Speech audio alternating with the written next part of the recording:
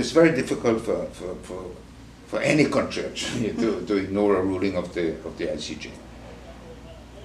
Up to now, all the territorial issues that have been brought to the ICJ and that have had a judgment on them, they've all been or are being implemented, right?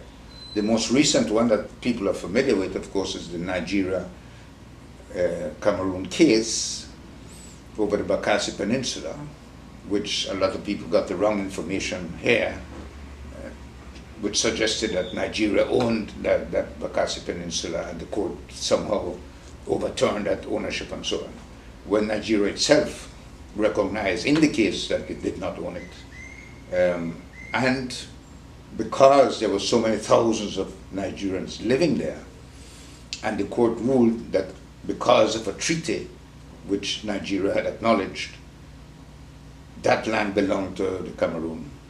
It was very difficult for Nigeria to just accept that ruling and remove all those people, remove its army that was there protecting them and so on.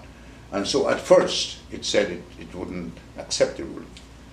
But very shortly after that, when the United Nations moved in, when the Secretary General of the United Nations at the time, an African as well, Kofi Annan, one of the best SGs that the UN has ever had, went and talked to them and so on, and explained the fact that under the Charter of the United Nations, once the ICJ gives a ruling, the Security Council has to put that ruling into effect, and that there was nothing he could do about it. They would just have to accept the ruling, and so shortly afterwards they did.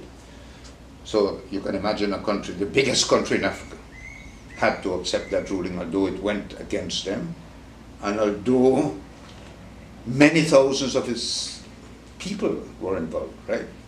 So it's inconceivable that Guatemala could try to ignore such a ruling, because then it would face sanctions and other things from the Security Council.